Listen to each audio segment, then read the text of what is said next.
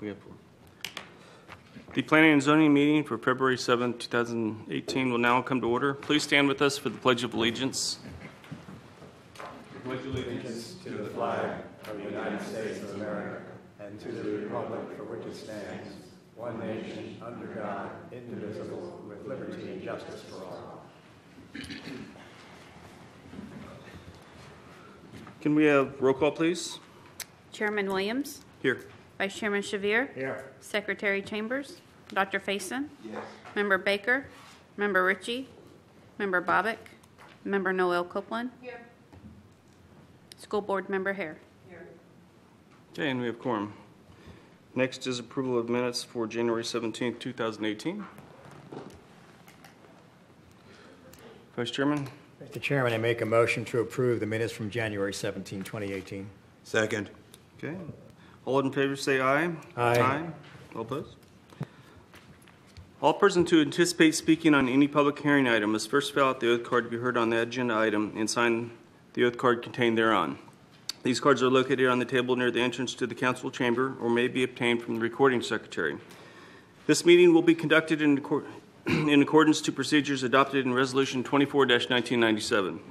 Those speaking in favor of a request will be heard first. Those who oppose will be heard second, and those who wish to make a public comment on an item will speak third. The applicant may make a brief rebuttal if necessary. A representative from either side, for or against, may cross-examine a witness. Anyone who speaks is considered a witness.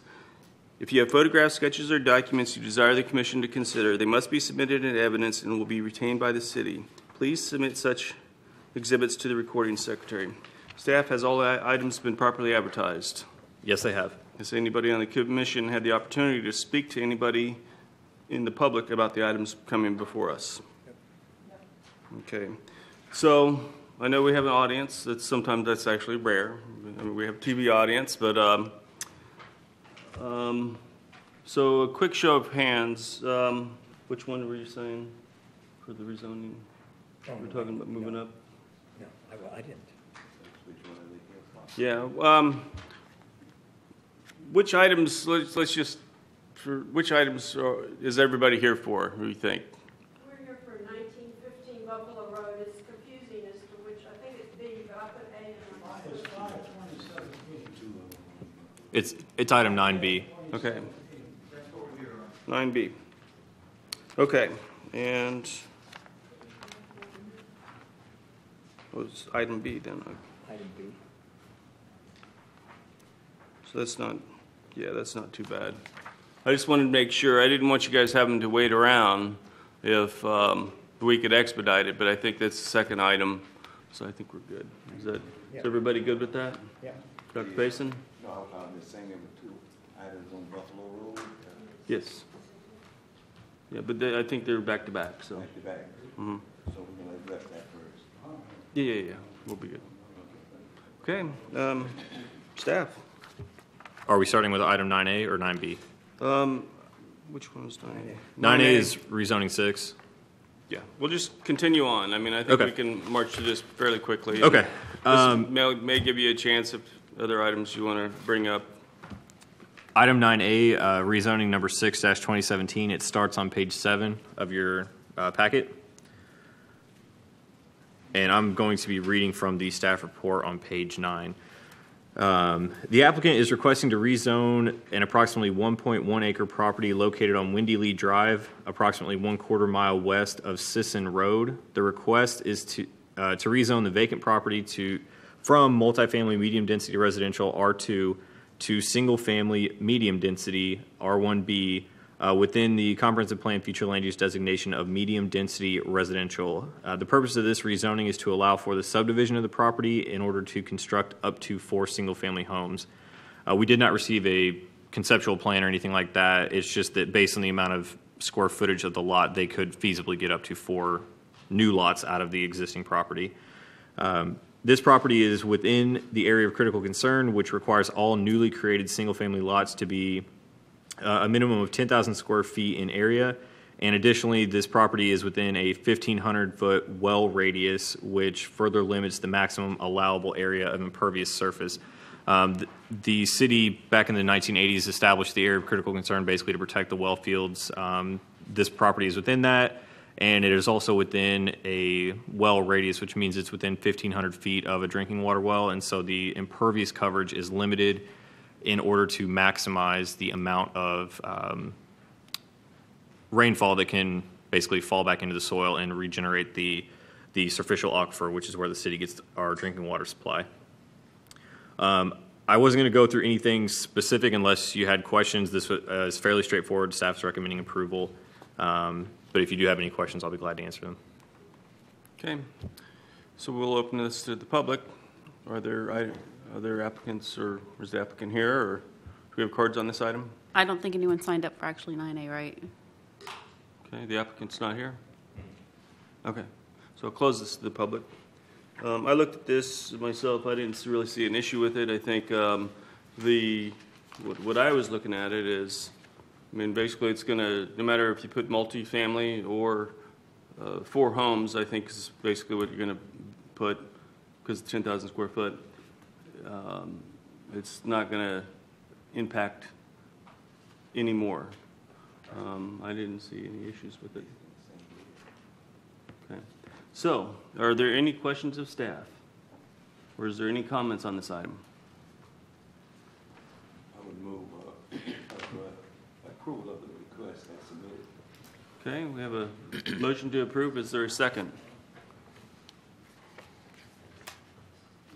Second. Okay, can we have a vote on this? Vice Chairman Shavir, Yes. Dr. Faison, Yes. Member Noel Copeland, Yes. Chairman Williams. Yes. Okay, Okay. next item. Item 9B, which is small-scale amendment number 5-2017. That item begins on page 24. I will read through the summary here on page 24, and then I will explain the conclusion from staff. The applicant, Mike Catrick, which is the owner of the property, is requesting to expand the existing industrial land use on an approximately 1.1 acre portion of property located at 1915 Buffalo Road onto vacant residential land. The property is currently designated with 2 different future land use designations and zoning districts. Currently, the eastern portion, approximately 1/2 of the property, is within the industrial future land use and is zoned light industrial services and warehousing M1. And the western portion, again, approximately 1/2 of the property, is within the residential 2 future land use designation and rural residential zoning. The applicant is requesting to change the land use in order to place the entire property within 1 future land use designation and zoning district in order to allow the property to be better utilized. And what I wanted to direct you to is the maps on page 33 and 34. The aerial map that you see there, the outline in red is the entirety of this property. And so you can see the property is currently vacant. The maps that you then see on page 34, only half of this property is within the residential land use and zoning designations. So it's unusual, but occasionally some properties do have 2 different zoning and land use designations on them. In this case, they are requesting to expand that industrial, which is the gray area in color there that you see on the map on the right-hand side of the property, to the western property boundary. So basically the entirety of the area that's outlined in red on page 33 would then be industrial, whereas currently only the right half of that is industrial. The staff basically provided 2 sets of items within the staff report. We included items that support the proposed request, and we included items that do not support the proposed request. Because this comprehensive plan amendments are a legislative act, we wanted to basically leave the decision open to the Planning and Zoning Commission and the City Council. If it's determined that you think the expansion of the industrial land use is acceptable in this area and it is appropriate, then we have items in there that support that. And if, on the other hand, if you think it's not appropriate in this area, we have items that you can reference in there as well. And so that's why we provided both. In this case, this area has been developed for many years and it is somewhat haphazard in nature. You already have basically industrial uses right up next to single family, and so The question that needs to be addressed is whether or not an expansion of that on this property is appropriate or not. And with that, I'll be happy to try to answer any questions that you have. Okay, are there any quick questions for staff? Okay, we'll open this up to the public. Can we get the first card? Mike Kutrick. Hello. I have some things like present to you, pictures of the area. Yeah, that's it. Thank you. A couple extras.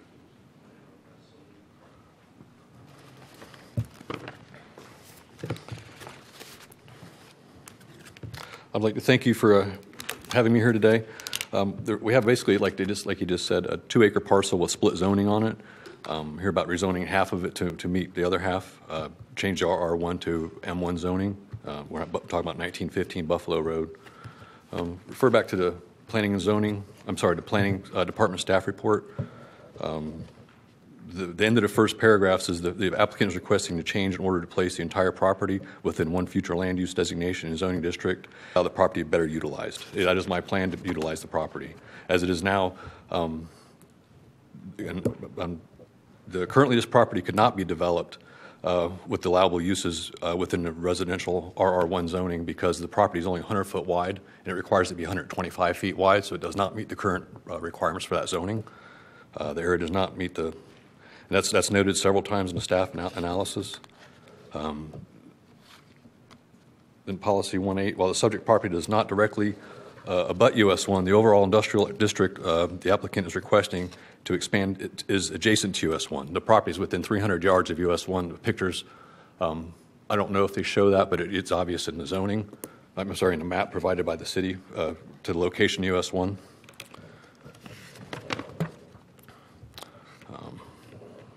The portion currently zoned M1 meets the minimum zoning standards for a lot, while the portion of the property currently zoned RR1 does not meet the standards for that lot. Although the expansion of the industrial designation could be considered as encroaching into a residential area, the proposed designation is clustered with other industrial uses, which is encouraged by the comprehensive plan along Buffalo Road and Childrey Avenue, many of which have been in place for more than 50 years. Anything that has any, yes, sir. I'm on page 3, line 37. I will note that, Nick, as I go on. I'm sorry. Page 3 is also page 28 of your packet.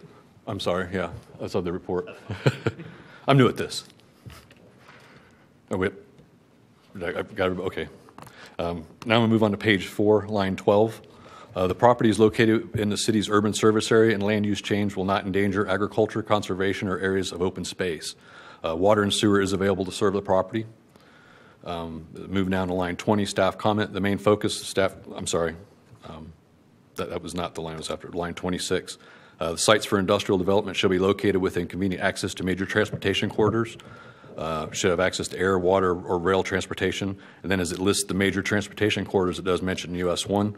And once again, we're within 100 yards of that. Line 35 on page 4 also. Industrial land use designation shall be clustered in limited areas for the purpose of maximizing employment centers and community access to labor supply, raw material sources, and market areas. Industrial development shall be encouraged to be a master planned to share infrastructure. The other businesses in the area, I went and talked to those folks the last few days. There's over 100 employees in the Childrey area. There's Britt's Air Conditioning's there. Gill's Garage is a shop that just opened up. BD's Automotive just recently opened up. Mo Muscle has got a facility there that they just purchased within the last 6 months. It's a fairly active business area. There's a lot happening with that, and that right now it's not. These people aren't building new structures; they're moving into existing open rentals. There is adequate. I'm on page 5 now, line 4. Adequate existing improved public streets are available, and/or the applicant has made provisions for installment of said improvements. The streets are there. Subject property has frontage along Buffalo Road, which is considered a local road per section 944 of the Transportation Technical Manual. No level of service issues has been identified for Buffalo Road, but it supports existing M1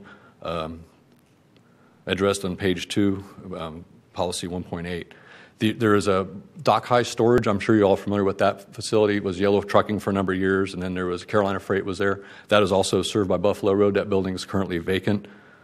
So there's semis been coming up down Buffalo Road for years. It's nothing new for that. We don't plan on having semis coming out of this property, though. There's on line 14, still on page 5, the staff comment is no wetlands have been identified in this property. The property is mainly cleared with small areas of native vegetation. Any alterations to the property will require a site permit. So we're aware of that. It is also, as on still on page 5, line 30, according to the staff report, is not likely to cause a depreciation of property values in the area. And then line 39, the applicant is consistent with the zoning in the area. The development standards and allowable uses within the proposed M1 zoning are more intense than surrounding M1, but there is plenty of M1 zoning in the area. Sorry. Page 6, line 20. There's a reason why it cannot be used in existing zoning. The portion of the property within the M1 zoning appears to meet the minimum zoning standards for lot size and width, but the western portion of the property, which is currently zoned RR1, does not meet the minimum lot standard width. So it's out of compliance as it is now. It may need relief through variance or other means. And then the summary, the staff summary. The Planning and Zoning Commission, the City Council may consider the following items when evaluating an action on this request. The items to support my request: it eliminates the split land use and zoning designations and would create more options for development configurations of this property. It co-locates additional industrial land with existing industrial zone properties to the east, which is encouraged by policy 1.8.3 of the comprehensive plan. It locates additional industrial land use. Locates additional industrial land within close proximity of US 1, which is encouraged once again through policy 1.8.1. It locates additional industrial land in an area already served by the water and sewer. And then on the last page, page 7, line 4, where it says items that do not support the proposed request, and it says the property does not have direct access to major transportation facility. However, it refer back to page 2, page 4, line 26 through 30. That is within 300 feet of US 1, so that's not really of a concern, as mentioned by the report. Any issues with the property RR1? With M1 being close to residential already exists in that area. There's quite a bit of industrial area. I'm just on the outside of it. We're looking to move that property line, that zoning line over 100 feet. That's all we're requesting. There's once again, there's the businesses in the area along Childrey, Brits Air Conditioning, those 2 garages I just mentioned, and Mo Muscle. Coastal Window Tint just moved in there within the last year. There's been quite a bit of business activity in the area. There's been 0 residential growth. There's 20% of the houses there are vacant and abandoned, for lack of a better description. Roofs got tarps on them. There's overgrown lawns, fences that have not been maintained or painted. Also, in the area that's of a concern, right down the street from the property, actually the first lot in from US 1 on the left, there's a pet crematorium there where they cremate dogs and cats and such like that. I don't think that's a big selling point for a residential area. It's more in line with a commercial area like we're wanting to keep it with. The residential homes that are located on Buffalo Road on the right-hand side, they are single-family residences, but they're all zoned M1. That's how goofy, Trevor mentioned earlier, the zoning in that area is pretty goofy. My lot's split in half, which is useless. And then residential homes that are zoned M1, there's some there are some people operating businesses out of their other houses on the other side, but that's not of a concern. But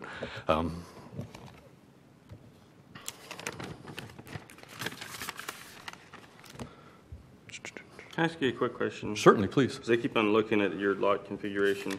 This is one solid lot, right? Correct, it is. Because that was the language I was getting. It's one lot. It's all split into 2 flumes. It is all 1915 Buffalo Road. All right. And if you look at the map that you have on page 33 of 87, the lower left-hand corner where it looks like a dirt area where it jogs down, that's actually a concrete slab. That property has been utilized for industrial and commercial uses since forever. Dr. Story owned it. There was a canoe manufacturing facility located on that exact spot. And after that, there's a cabinet shop, Higginbotham's Cabinets, I believe it was called, Cabinet Works. And then after that, Titusville Marina owned all that property where where it's at, and there was the commercial building was still there when they owned it. The building got dilapidated, they tore it down, and it's gone. So the property's never been used as a residential lot. It's always been used as a commercial piece. It's just, I was asking that because of the maps that I'm looking at keep on showing like they're split. And although the language in what was provided, we kept on saying that it was like one lot, so, okay. Yes, and then even on the count, That's just odd. I mean, that's just very, very unique have never come across this before. So, I'm new to this, I haven't either, so. okay. Does anybody have any questions I'd be happy to answer? Or? Yes. What is on that property presently? It's vacant. It's fenced. There's a there's a couple of pictures that show the subject property. It's fenced. It's vacant land. It's vacant land. Yes, sir. Presently. With a slab, there is, however, You that. spoke to a slab?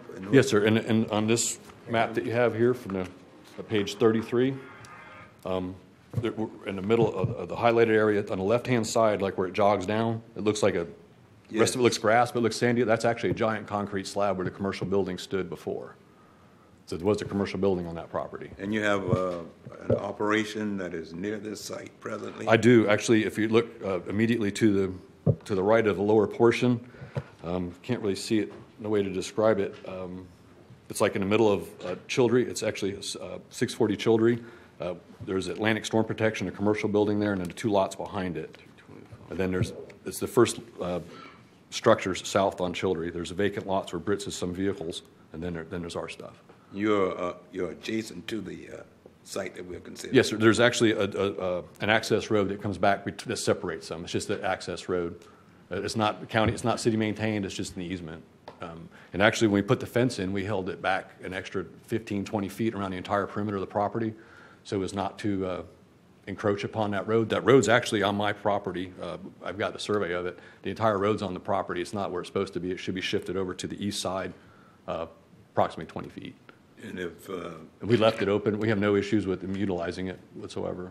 If the decision favors you, do you plan to develop? We plan using it for land? outdoor storage. Outdoor storage.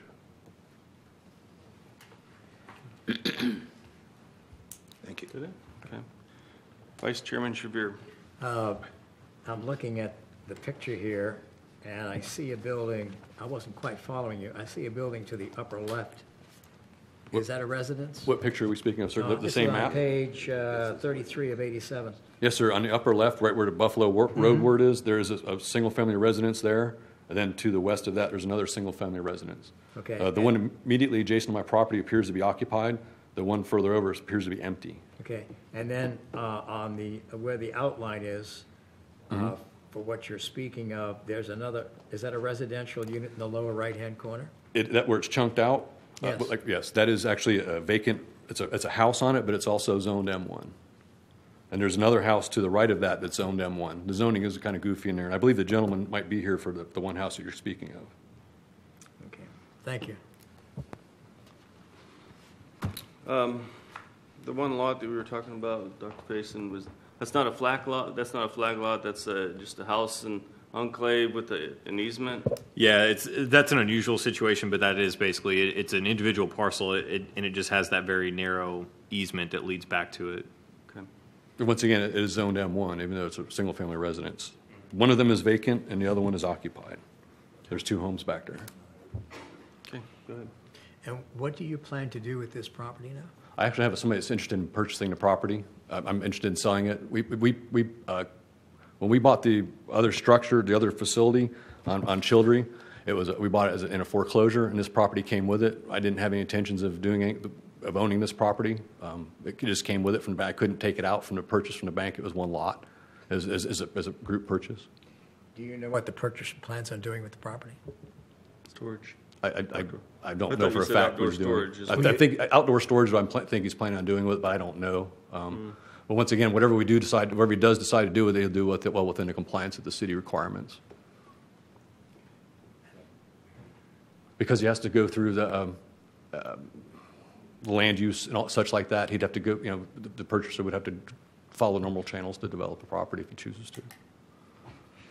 As it is now, there's across the street from it on Buffalo Road, There's a couple houses that are right on Buffalo Road, with deep backyards. That backyards lead up to that dock high storage, which is in the top of the picture. There's a couple houses there, and then there's vacant lots further down Buffalo. The one immediately off of US 1, with all the trailers and stuff you can see in the picture, that house is abandoned, and it's pretty overgrown.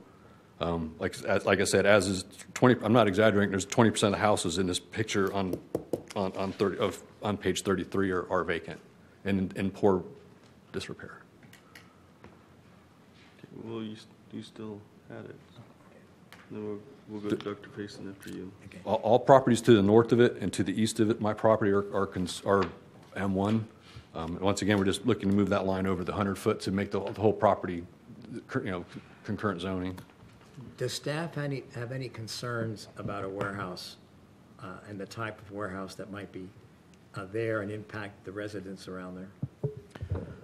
That is certainly something to consider. I mentioned in the staff report that the allowable uses in M1, the zoning district that's being requested, are much more intense than residential uses. And so that there is a possibility of that. We do have standards in the code that talk about screening and buffering and those sorts of things through landscaping, fencing, for both visual screening and providing other kind of buffers between land uses, such as anything residential next to something commercial or industrial, that will have to be met when this property is developed, basically, whether it's for outdoor storage or a warehouse or anything like that. They'll have to go through the site plan process, and through that process is when we as the staff review the proposal to make sure that it meets all of those screening and buffering requirements and those sorts of items that are in the land development regulations. But it is certainly something to consider because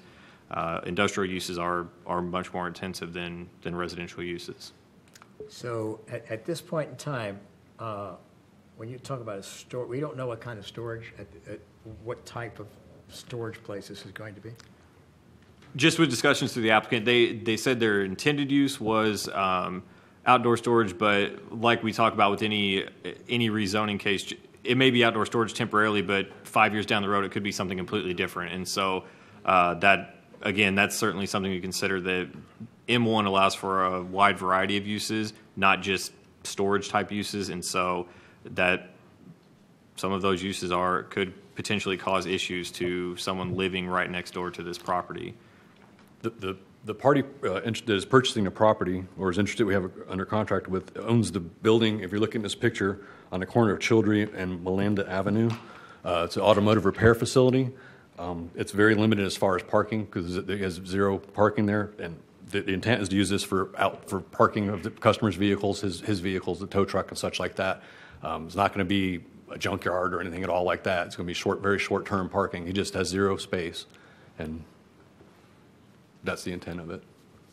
And once again, I can't speak for the buyer. But that's his intentions. Well, you can see our concern here. I do. Because you're backed up to a residential area here, and this looks like a pretty heavily intense an area for industrial use. And I get why you want to change the zoning. Mm-hmm. I understand that. But I am concerned about the type of business that will wind up going in there that would impact the residential homes that are backed up to that property. Well, I understand your concern, but there's 3 homes that back up to the property, and actually only 2 of them will be affected by it. And we actually held the fence back another 25 feet on that area. The property's already been fenced with a buffer on it, with a barrier like you see in the pictures. We held that fence back off the property. We spoke with the homeowner. We talked about it, and when we talked to people last year about this, there was some vacant land to the west of mine. It's heavily wooded. It's owned by Habitat for Humanity. There was homeless people living in there, accessing in across my property. There were people complaining about them coming through their yards and such to get to that property. So us putting up the fence, we talked to the homeowners, and they were all in favor of us putting up the fence to keep that vagrant traffic out. I hope that's done that for them, but we did fence in the property, and we spoke with the homeowners before we did that. If there are any of them here, I'm sure they'll be happy to, unless they're going to, we spoke with them about that previous to doing it. I have another question for staff, but I'm looking at page 34 of 87, and I see here, right where you have subject property, existing future land use, right where you have those gray squares. Yep. I'm assuming that's residential? Correct. The green that you see inside that hatched area where the arrow for subject property points to, that's the designation for that residential 2 land use that's currently on that half of this property. But how about the gray area on that page there? It says residential 2, and I see these rectangles there just south of that property. Are there any buildings there at the present time? Well, Oh, the gray lots just to the south of that, that's all within the low-density residential. That's part of a subdivision, and there are homes on those lots There just are to the homes south. presently Correct. on those lots. Okay. Thank you. There's been zero growth as far as residential construction in that area. Zero. I mean, nothing's changed. Nothing's new's coming to the area. As the property sits now with the RR1 zoning, and it doesn't even meet the requirements for that. So that's the reason why I'd like to have the whole thing changed to M1, so it properly be utilized. The photos, I took, the pictures that I provided to you, mostly those show up Melinda Road, Melinda, and then the Childry. Those are the ones that mostly would be impacted. I assume that those would be the ones mostly people to be more interested in. The property zoned M1. Previously, I wasn't too concerned with that to the north. If you are, I'd be happy to represent pictures. But those are just single-family residents. One of them is occupied on the north side of Buffalo Road. One of them is definitely abandoned, and the other one I can't tell. There's a vehicle parked there, but the windows are boarded up. Thank you. Dr. Faison? Yes, I'm looking at this, and it seems to be almost 50-50 industrial and residential. Yes, sir. If we were to look at Melinda Lane staff, and to the left of the page, I don't know what street this is. It's not named on the plot I have. That's that is Buffalo Road, and in that configuration, what percentage is industrial? The frontage of Buffalo Road? Is that what you're talking about? No, I'm saying that the plot that we're looking at here, and if I tried to outline it, Buffalo Road, Melinda Lane, and where is the other? Well, if we were to square it off in terms of the streets that we have there, what percentage of it is residential? I don't have that figure in front of me. The map on page 34 probably most clearly illustrates that. There's a mix of two different residential land uses there. The properties along Melinda Lane up until basically you get to Childry are low-density residential, which allows 5 units per acre. The residential 2, the areas in green there, allow 2 units an acre, and then the dark gray areas that you see along Buffalo and Childry are the industrial. And so I don't have an exact figure for you, but you can see from that, just the various colors there, that it's a mix of several different land use designations in that area. Buffalo, the industrial types have been out there for years. That's true. For years, And actually, those, I don't mean to interrupt you, but along Buffalo Road, those residential homes north of it that are zoned industrial, they were there prior to the zoning. The zoning was changed in '64. I've got the zoning map back before there was zoning in Titusville, and it shows those being affected. Those houses were long before when the zoning was changed. That's how it was. I wouldn't say it was haphazard, but that's a term that could be used to describe the way it was done back in that spot. We're talking, 50-some years ago. I mean, there was minimal development and such there. We've gotten a bit more sophisticated. Anything else?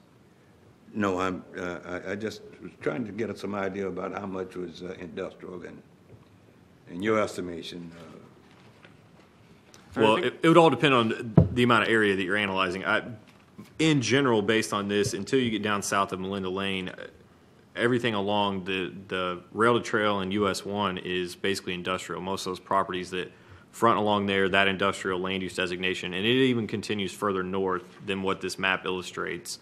And so some of those properties in that area just along US 1 have been developed with industrial uses for many years. Many of them have been there for 50 years or more. And then over the years, what was industrial could have been residential built, residents built on the industrial. They could have come in and asked for it to be rezoned, to allow residential. It just did not occur that way. It just kind of, like I said, haphazardly developed over.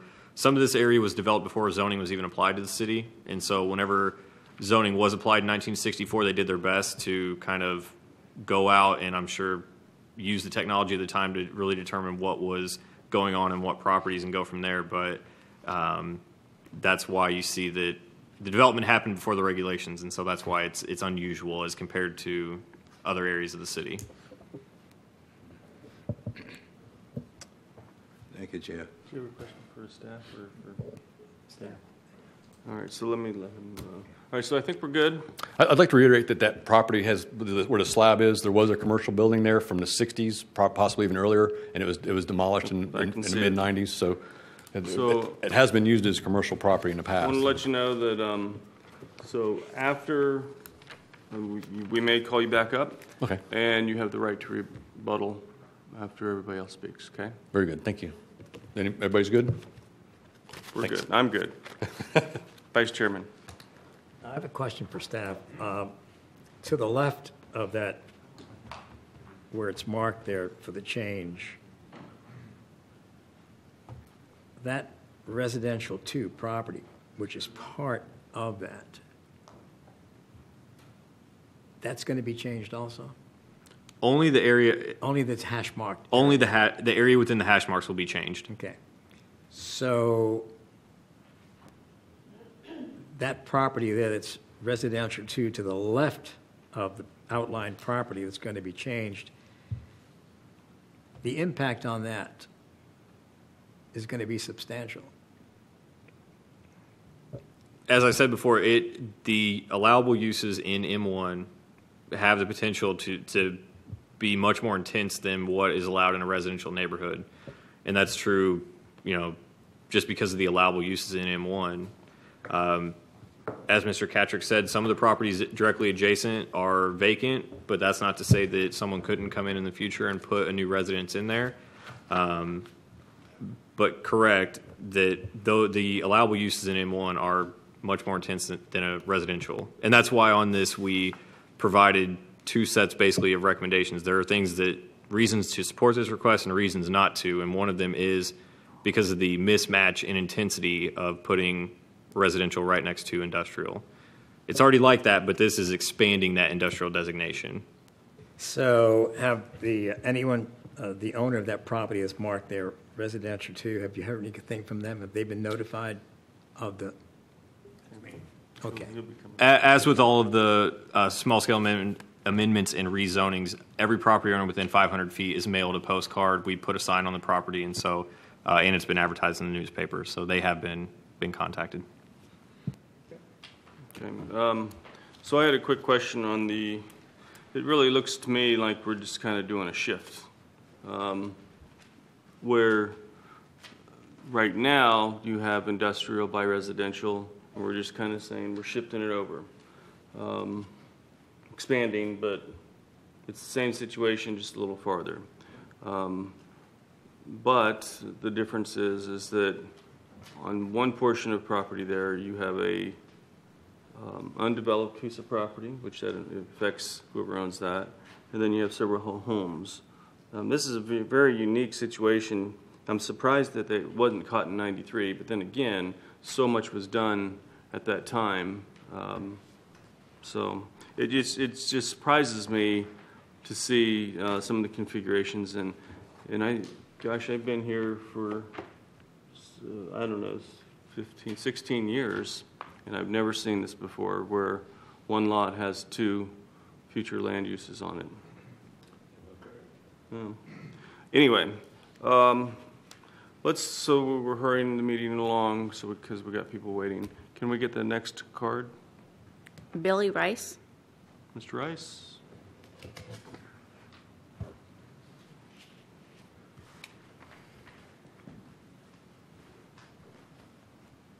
Sorry, guys, you'll have to bear with me on this. This is.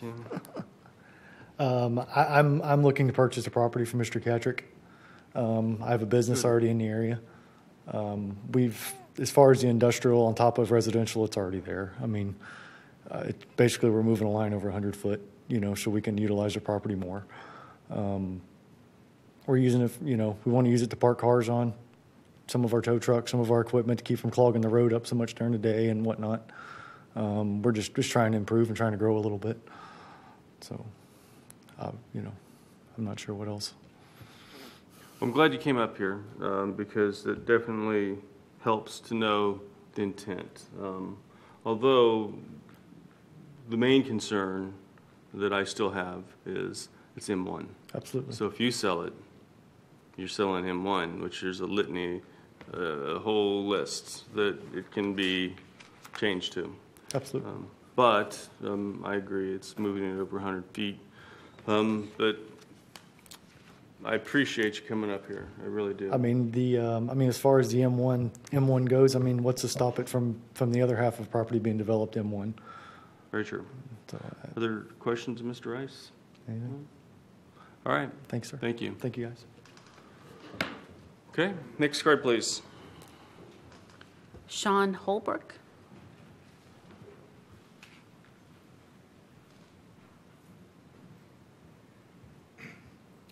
Hello, thanks for having me up here. My main concerns are, I know it's only a slight shift, and I have spoke with the gentleman, when they put the fence up not too long ago. That wasn't a big deal. We appreciated that. It did hopefully cut back on some of the homeless people there. I live at 1908 Melinda Lane. It's at the bottom of that little spot that jogs out, outlined in red. There may have been, I understand there were commercial businesses maybe there years ago, but I've lived in that property for 10 years and there hasn't been anything there. Like I said, my main concern is if it is rezoned into industrial, what could come of that property? Not so much what they speak of right now is so much an issue, but the potential of rezoning that small area could have a lot big impact. And I don't understand how it wouldn't affect property values. I don't see that. I would imagine if it was rezoned, and who knows what could be brought in, I think they could have a huge impact. Now, I can't speak for the Buffalo Road area and these 20% of houses that are vacant, but I can tell you all these houses right down here, we do live in. And I think rezoning that could potentially down the road have a huge impact. So that's just my main concern with that. So I wanted you to stay there for a minute. In this way, staff, I want to ask you a quick question. If this is rezoned, and I'm looking at this, I'm looking at the configuration here, and I'm seeing residential, and I thought that there's buffers and requirements for fencing when industrial hits residential.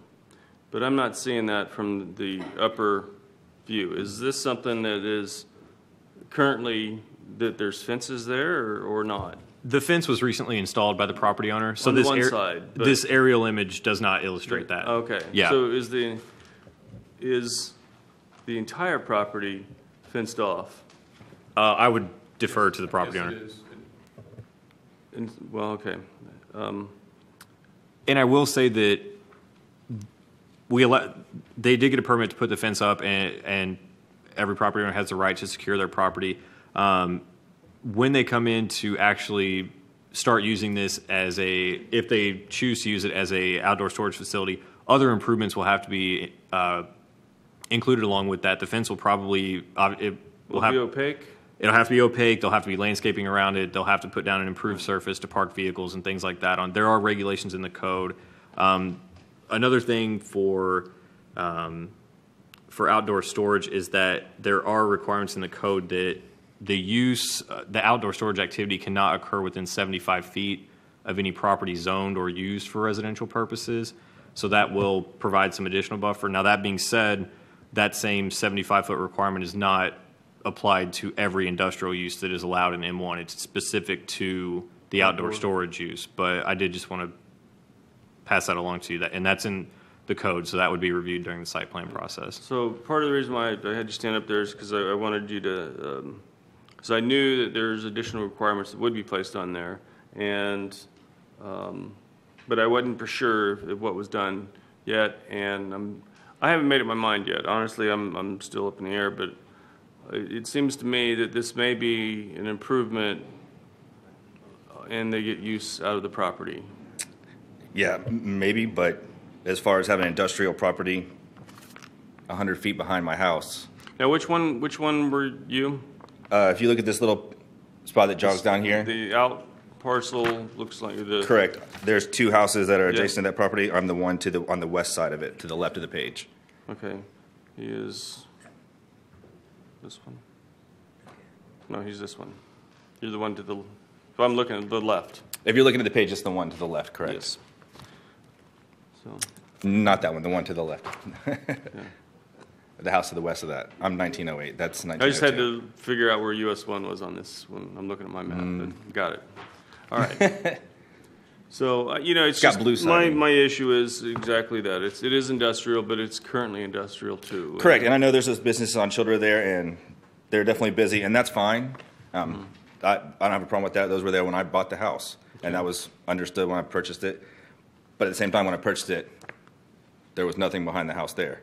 Okay. And my concerns are that is rezoned, what could come down the road and what's going to be put in there as far as industrial use. And nobody wants that right behind their property. I know I wouldn't have bought it. But, so it's that, it's concern. I don't know what's going to happen down the road. So I know it might only seem like a slight shift, but that slight shift could have a huge impact on those surrounding properties. All right. Thank you. Thank you. Can we get next card, please? Marge Cucci.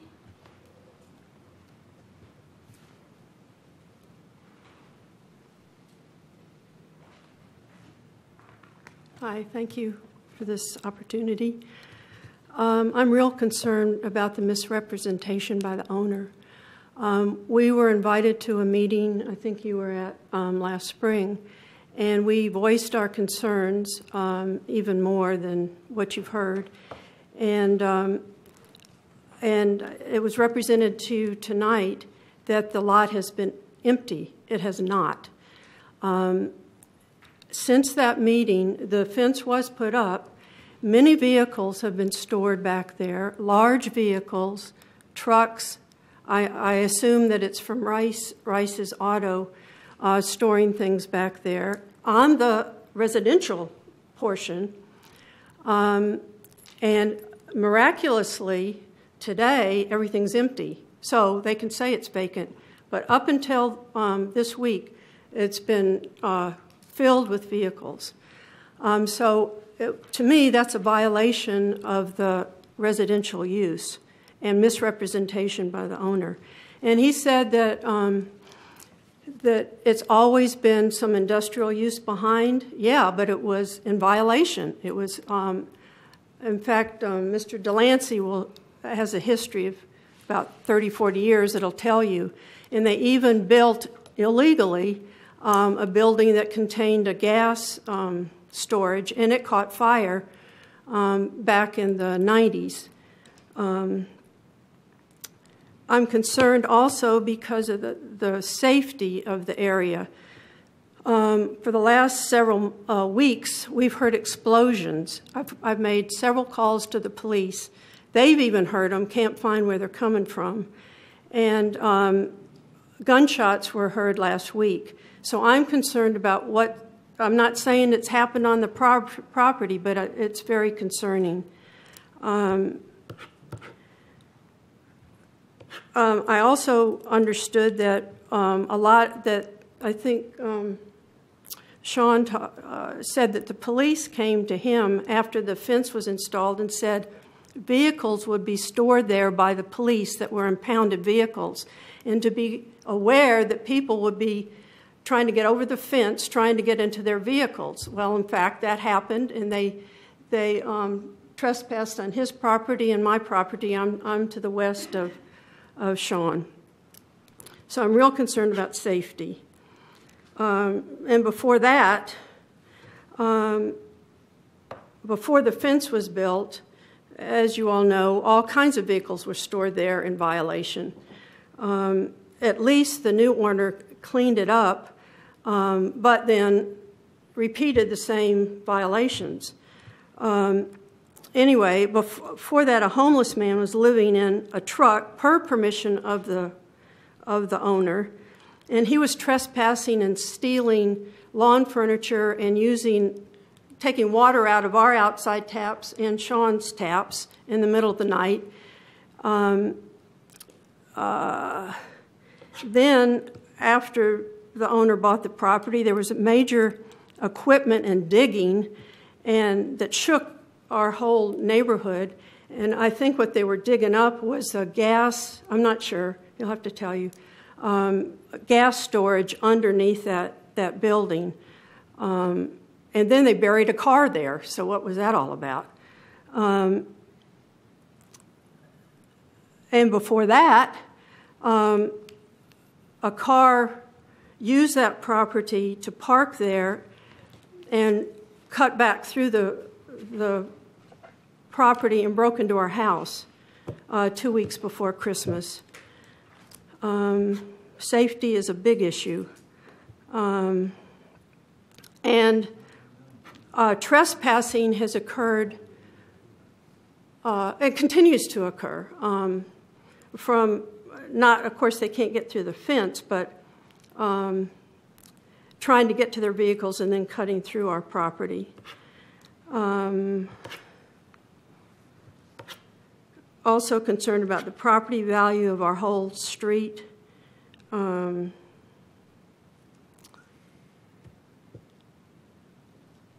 he talked about homes being vacant. Well, who would want to live in a home in this area? And of course, I don't know the history of those vacant homes. Let's see.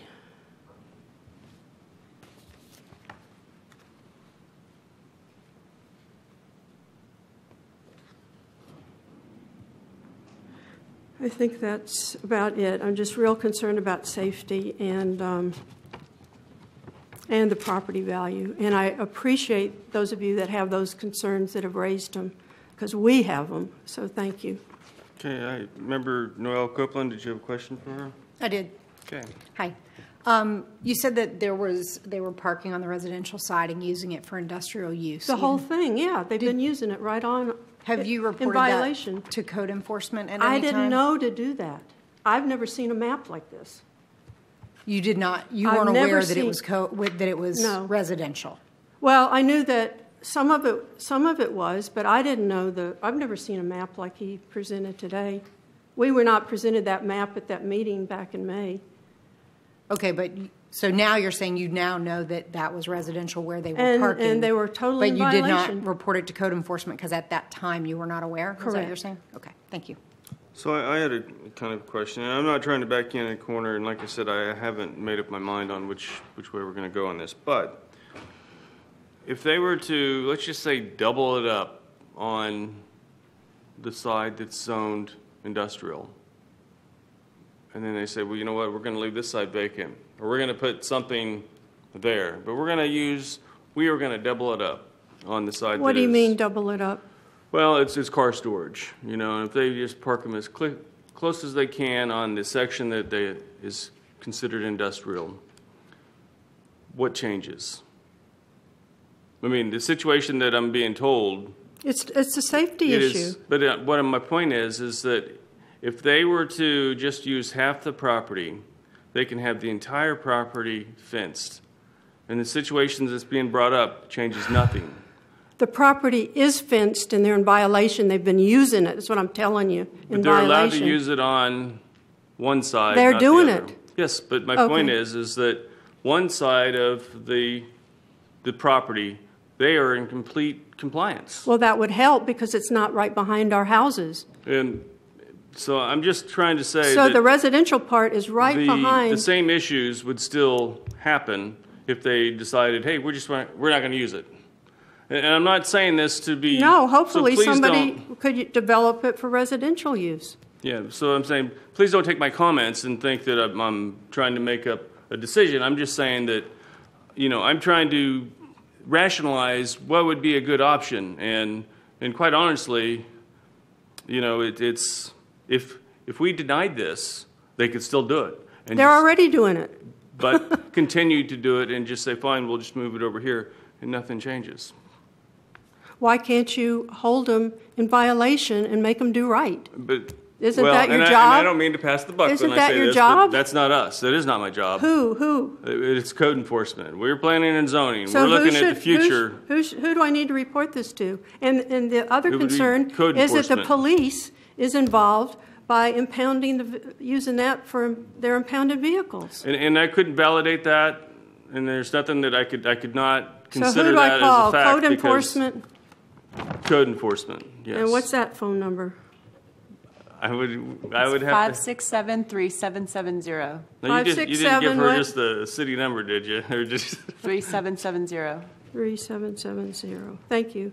so anyway, and I'm not saying that, like I said, to dismiss what you're saying. I am not by no means. I'm just saying that in looking at the overall situation, I honestly wouldn't see anything change if they said, "Hey, we're just going to use half the property." Well, it would help if they stuck to their word, which nobody has for how many years? 50 years? The house has been in my family's ownership. So, and I don't dismiss your situation. I know that, I truly don't. So anyway. And it's concerning because if this happens, what's going to keep them from going further where the residential lots are, which is going to affect a lot more of Melinda Lane? Are you saying that last property? Pardon? That last piece of property there? There's a whole bunch more residential that is not developed. No, I know, but I'm saying that last, I guess it's lot 318. I wouldn't see, honestly, that to me would not be conducive to a zoning change. That lot wouldn't, but, all right, so I'll go ahead and, are there any questions of Mrs. Marge? Thank you. Thank you very much. Can we get the next card, please? Mike Guntle.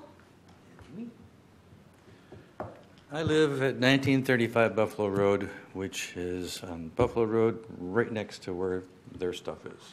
Mm-hmm. The very adjacent lot. There is no sewer on Buffalo Road, so he was talking about sewer and water, and there is no sewer on Buffalo Road. That area is habitat to a protected species. There are there's within like 8 gopher turtle mounds within 100 feet of my property, and right butting it up against the fence they put in, which I think you're not allowed to do a fence within 25 feet of a protected gopher turtle mound, so they've violated there. And there are living turtles there now. I just saw one today out there. Them changing that to M1 right next to my property is going to just kill me. I've had that property for almost 20 years, and they would decimate my property values, I feel. I vote nay. Okay. All right, thank you. Next card, please. Joseph Delancey.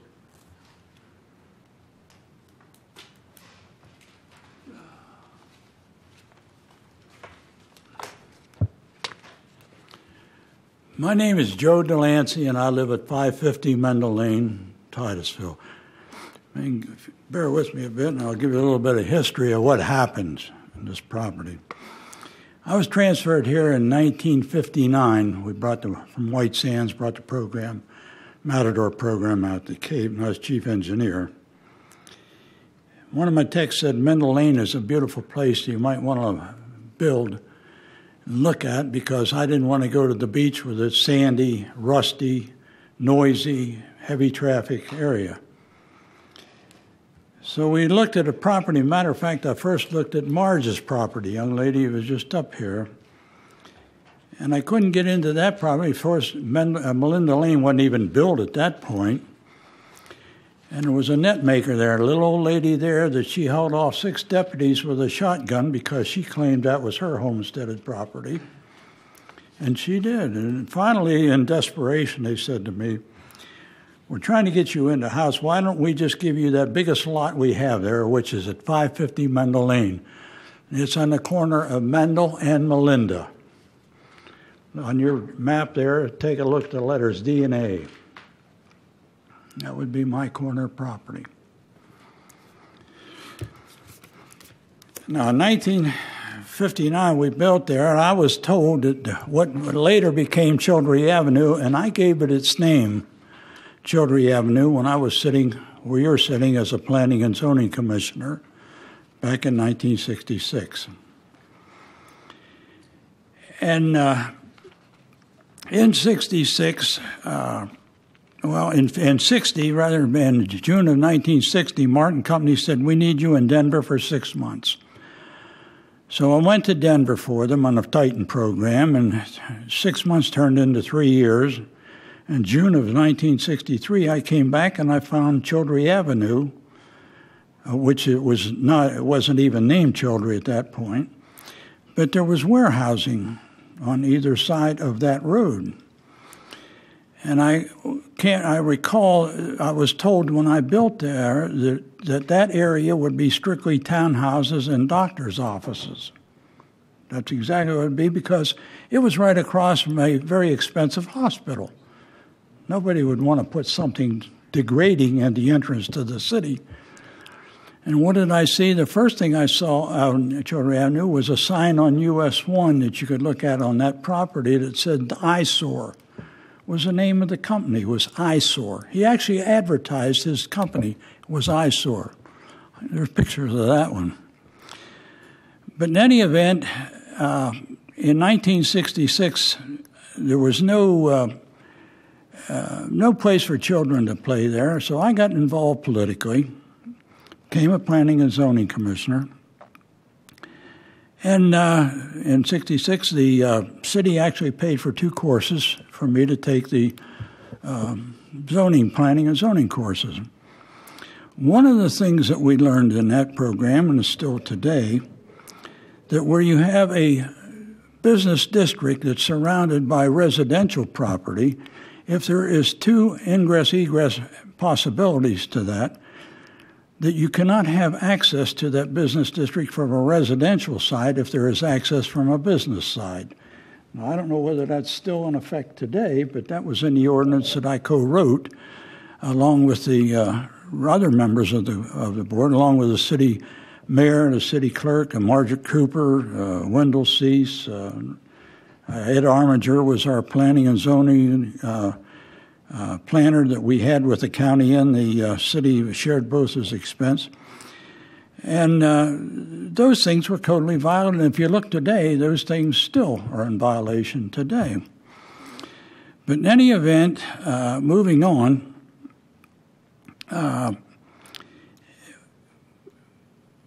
in 1967,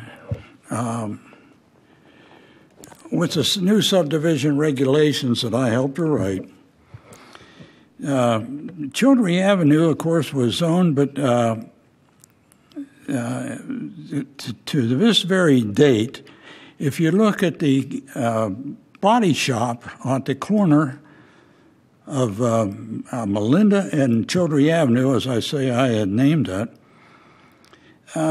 there is wrecked automobiles with gasoline stored in the tanks, these wrecked automobiles, backed up, the rear ends backed up to the fence, which is 7.5 feet from a residential house where its residential babies, children's bedrooms are 7.5 feet from these wrecked automobiles with the gasoline in the tanks. Now, from a zoning standpoint, planning and zoning, you'd say, gee, that's not a good idea to, have kids living that close to gasoline. But it's within the code, and somehow he gets away with it. I have no axe to grind with anybody, except that when somebody violates the code and the city doesn't enforce it, that made me very angry with the city. But in any event, moving on, there was a warehouse behind Zimmerman's house, which was next door to Marge's house, which is on your map there. It was an old shack there that Mr. Higginbottom made the cabinets for all the people in the neighborhood there. And he passed away, and that property then was picked up by Ben Story, Dr. Story. And one of the things that Ben did was that he rented it out, the old shack, to a fellow that was making regatta boats, speedboats. And as a commissioner, I had to go over and tell him that he was in violation of the ordinance, that it was a residential zone property, and you can't run a business from that building. So Ben actually moved the man out, and it sat vacant. That building sat vacant for quite some time. Mrs. Zimmerman, who lived right behind that particular property, called me in the early 1980s and said, Joe, she said, they're actually putting a new roof on that shed back there. And I said, well, you can't do that because that's non-conforming and it would be in violation of the code. So lo and behold, they were definitely putting a roof on. So I called the previous zoning officer in the city, a Spanish fellow, and I tried to find out today what his name was because it had passed me. But he said he'd call me back, and he did call me back, and he said, Joe, he said, I'm sorry, but he said, that thing has been rezoned. He said, they're perfectly legal. Whatever they do in there was changed. And I said, well, I find that hard to believe. So I come down to the planning office, went into planning, and the Afro-American young man in there pulled out the photographs. And by the way, I had negotiated the contract for the first flyover as a city councilman at that point for the black and whites that you now have today in Keller, of what the area actually looked like. And he pulled it out, and I said, this particular lot right here, I said, I understand that's been rezoned. I don't recall any having notice of that. He said, no, he said, it's definitely residential. I said, you mean that shed is still residential? And I said, well, of course.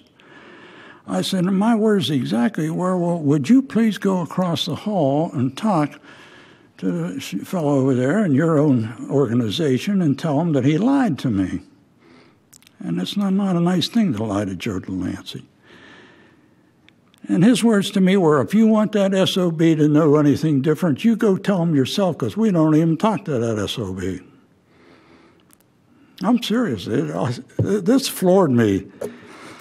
And that was the better days. It gets worse from then on in this property, believe me. So in any event, that was done in the early 60s, and about 86. And about a year later, I'm driving down Old Dixie, turning right on the Mendel Lane to my property, and there's black smoke billowing all up over the sky. And I said, oh, my God, my house is on fire. Well, no, it couldn't be mine. It must be Mrs. Zimmerman's house. Anyway, I get down there, and I think every fire truck and every police car in the county was there at my intersection. And they said, Mr. D, you just can't go any further because we evacuated the whole neighborhood. I said, why in the name of God you evacuated the neighborhood? It's fire. He said, no. He said, that building is loaded with outboard motors, gasoline, oil, and it's going to explode and take out half the neighborhood. And this is the police telling me this, and the fire department. I said, my God, it can't be. And this, I remember the year before, I was told by zoning. Well, now, I find tonight we have planning and we have zoning. I do wish you people would talk to each other. It makes things a lot easier for we, the public, if there is a problem with planning and code enforcement doesn't want to do anything about it. So it would help us, if you people would talk to each other. I don't mean to, so I'm trying to be as respectful as I can, but if you can stay on point, because we still have other people to speak. And Yeah, I heard the presentation here for a good 15, 20 minutes, so I hope I don't bore you too much. You're not boring me. Actually, I find it very interesting. I'm just saying that I know we have other people. I understand that, and I apologize for that. But in any event, we have had no end of problems there, and I would conclude with this.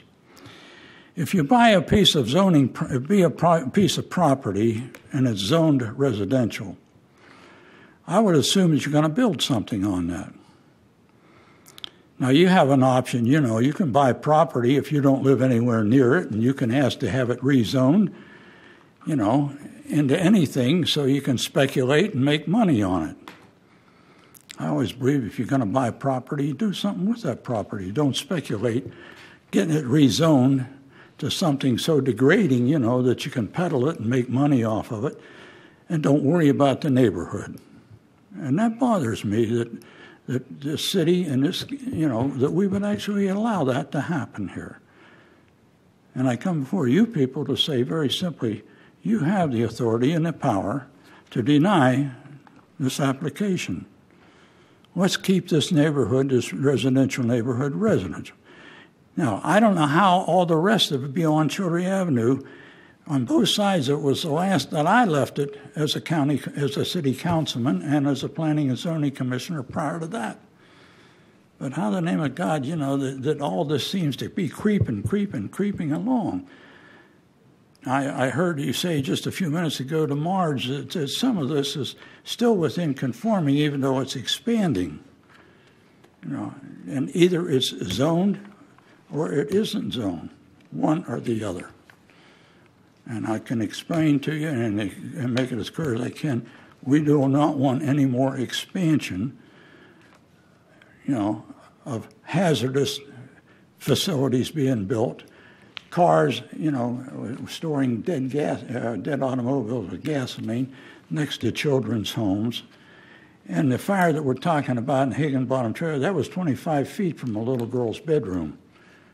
Zimmerman's granddaughter was sleeping there when that exploded. And I said to the police and the fire, did they get out? She said, oh, yeah, we got them clear out of the area here. I mean, this is what you do when you allow these things to happen. And I found out just today that there was even a gas pump. They didn't even put a gasoline pump in that Higginbottom property. So I'll leave you with this. Do not rezone this. If you want to do anything with it, get a federal grant, take that whole area back there and make it a playground for the kids in the neighborhood. That'd be a wonderful thing to do. Thank you for hearing me. Okay. Next card, please. There are no more. There are none. Oh, wow. I thought we had more people there to speak. So, okay. So you have the option to rebut. I'd like to take advantage of it. Please come up. Well, we've heard a lot of history, concerns, and hearsay, but I'd like to say a few things. Ms. Marge spoke of several vehicles being stored on our property. She's absolutely correct. We did have a school bus parked there on the residential side. I received a notice from the city. It was removed within 24 hours, and nothing's been put there since. There's been nothing parked on the residential side. I swear on a stack of Bibles since we had that vehicle removed, and that was over a year ago. I acquired the property. My wife and I acquired that property 3 years ago. And we acquired it. It was a dumping grounds. It was wide open. There was crap stacked everywhere. And all that noise Miss Marge was speaking of right before we purchased it, at the time of purchase, was the numerous dump trucks hauling stuff out of there. We had at least 35 loads of crap hauled out of there, just junk, because people were dumping all their junk on it. My wife and I also owned the building adjacent to this property, which is $400,000 piece of property. We're not going to let this go to crap. That's not on our agenda. I also categorically deny explosions, gunshots, people living on our property. That wasn't happening on our property. It's a big area. Stuff happens all the time. It was not, as far as I know, it was on our property. We do have video surveillance of the property from Atlantic Storm Protection Building. We have cameras facing the property to monitor it. We've seen no activity back there outside of the people that know or are aware of to have access to the property.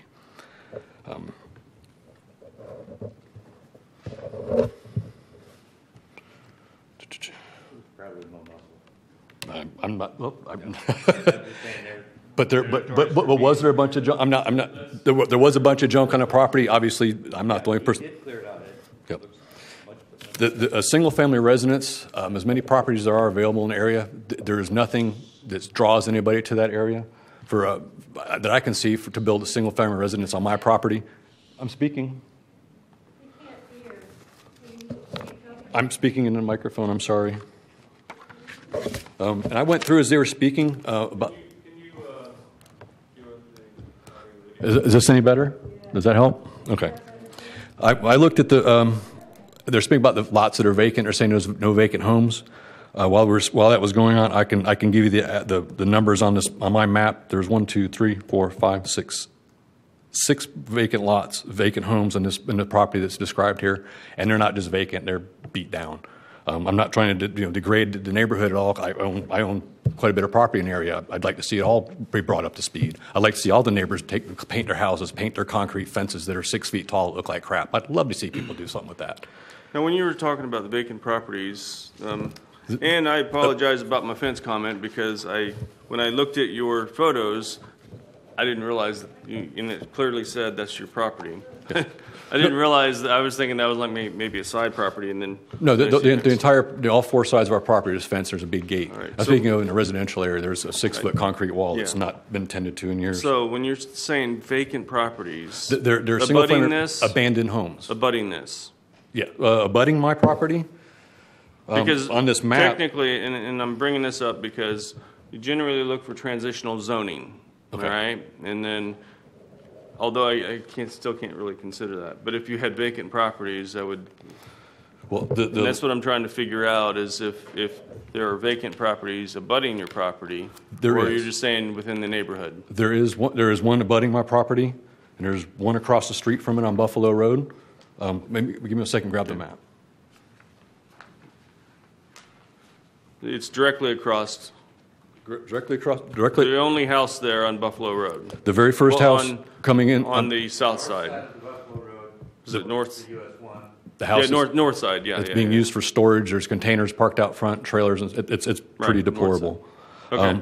And then on the map. But isn't that industrial? It is industrial. So it didn't count. Okay. And then the other vacant lot, the other house that's vacant is also an industrial property that abuts my property. The ones just past it on Buffalo, on the left-hand side, the last house on the left is empty and vacant and abandoned. The one at the end of Buffalo Road at 300, where you drive right down to Buffalo Road, you have to turn left or right, that house is abandoned. Windows are busted out of it. It's abandoned and vacant. It's also residential.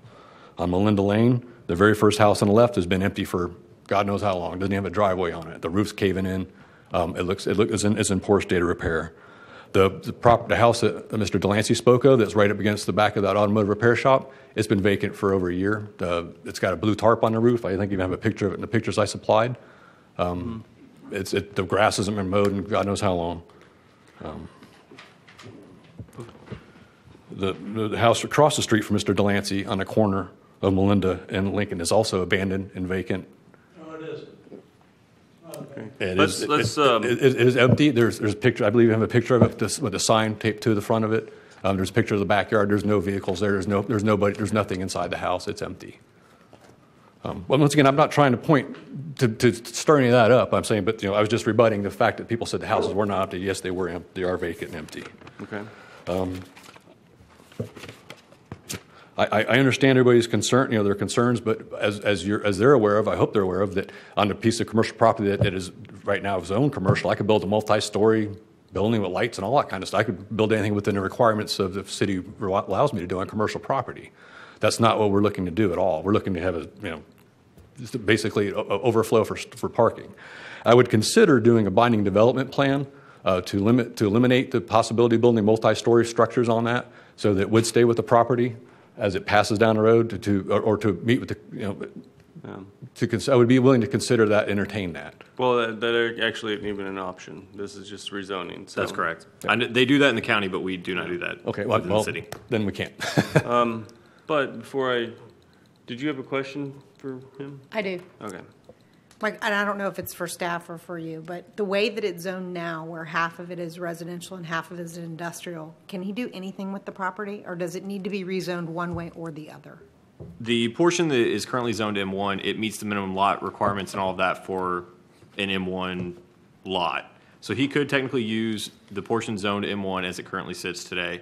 The portion that is, we don't have a survey to verify the actual width of that portion that's zoned RR, but based on the property appraiser maps, it looks like it's too narrow to meet the minimum lot width for rural residential zoning.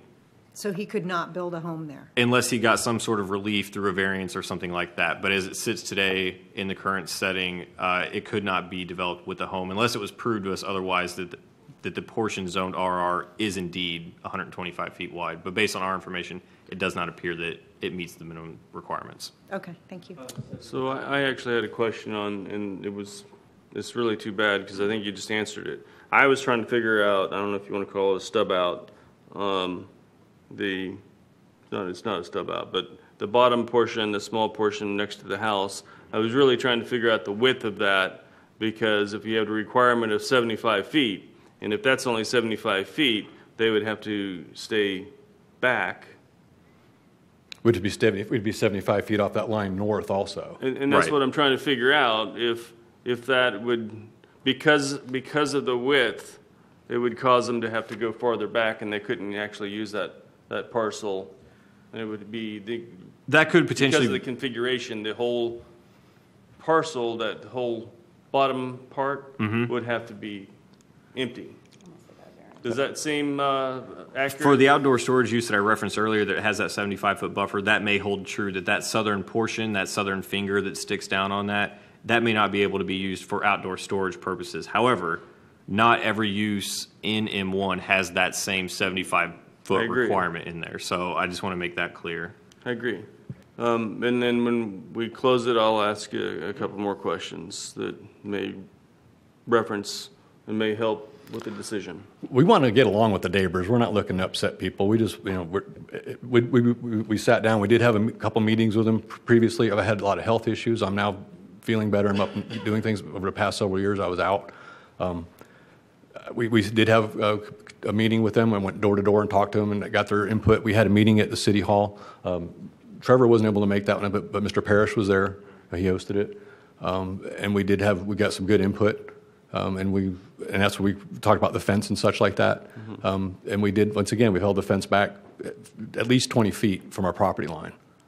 For some gentleman, because his house was on a property line, we held it back so he'd have access to his backyard. If we put the fence right up against their property line, or where we were allowed to put it, it would have eliminated access to the backyard with a vehicle. So and I understand it. I'm speaking for me. Yeah, I've been great for the people, but if we sell it multiply, I understand that that's not necessarily how it would play out. But that is how I live, and that's how my buyer is too. Okay. All right, is that it? I believe so. Can I have 1 second? Yes, sir. What are they putting in there? Car storage, vehicle storage. For now. That's it for me for now. All right, thank you. All right, so we will close this to the public, bring it back for the board. Are there questions of staff? Okay. Gosh, it's horrible that I actually had a question for you, but now I'm just like, I've been sidetracked with some things. I'll defer. Are there any other questions of staff from anybody else? Okay. All right, yeah, my question is can you give us a list of the possible options in M1 zoning? Some of the allowable uses? Yes. Sure. And this may, and I say this because M1 is industrial, but it's more of a light, it's very, very, well, it is a light industrial. But what other items in light industrial could occur? So you could do, this is just, I'm not going to read every single use, but some of these are, let's see, a dry cleaner would be allowed, and that meaning typically that's like a dry cleaning plant where they actually do the cleaning of clothes. Package and parcel delivery services, repair and service for small equipment items. That could be anything from lawnmowers, ATVs, things of that nature. Let's see, screen printing facilities, upholstery shops, veterinarians, bakeries and confectionaries, bottling plants, building trade services, which would be similar to contractors, offices and storage yards, that sort of thing. Craft breweries, again, dry cleaning plants, freight distribution, potentially a research and testing laboratory, light manufacturing, a machine shop, mini warehousing, which is basically the indoor storage, plant nurseries. Let's see, they can do limited retail of products that are created on the property, transmission towers, which would be like cell towers, that sort of thing, vehicle for hire establishments, warehousing and wholesaling, and welding, metalworking, and other fabrication facilities. So that's kind of a... Right. So out of that list, what is the minimum buffer, you would say? Unless there's something established in the code that exceeds what our minimum standards are. I just seem to recall when you are next to, I thought when you're industrial to residential, there are buffer and there are We do have buffer standards. The minimum, the absolute minimum that it could be would be a solid fence or wall Yes. within a 10-foot landscape buffer. And Okay. so that's mainly to provide screening, from light and that sort of thing. But that would be the absolute minimum. It may be more than that depending upon the use, but that is the minimum established in the Right, code. and I'm trying to look at the minimum, and I'm trying to look at what we're looking at right now. Because honestly, what I'm hearing, and what I'm hearing from the history, this has kind of been a win, in a way, because the lot was cleaned up, the use could still be used as what they're intending. The buffer requirements are more strict under this current use. If it changes, the buffer requirements are less, but on another hand, it's a solid fence. Is that correct? Even this use, the outdoor storage use, will require an opaque fence or wall. Yes, and it currently has an opaque fence. What's out there now, I do not think, I would want to thought- go out and look at it personally, but I do not think what they have out there now. It's not, it doesn't have the slats. Correct. They could put slats in, but that's the what you're green, looking for. the cloth that they have up does not qualify as a Okay. opaque barrier. Okay. Well, I thought we went over the definition of opaque a while ago, and, We specified that specifically for this outdoor storage use. okay. Yeah. Okay. And then, I'm looking at if it did change, the uses are not, well, in quite honesty, are not worse than what I've seen in the past. And that's why I'm asking, well, now I've closed it to the public, so I need to, you were on the board, you know exactly the process. So, I don't know, it's a board vote. I'm just saying that I'm looking at the past, I'm looking at the current use, I'm looking at what I'm being told, I'm believing what I'm hearing on both sides, and it seems that the use can still be used this way and nothing will change. Dr. Faison. Well, this is most unusual. We've not had anything of this sort to come before us, and I don't know if any planning and zoning in the nation has had anything like this. What acreage are we speaking of with this outline area that we have in red? The total property area, let me get back there, is, so the total area in red that you see is about 1.1 acres. And let me just double check that. Okay.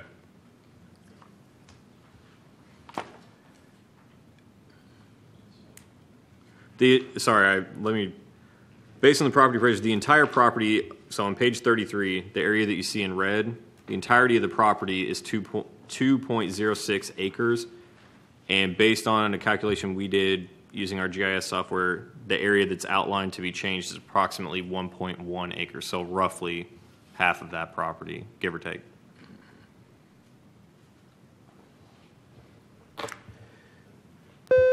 It's going to have to be residential, industrial.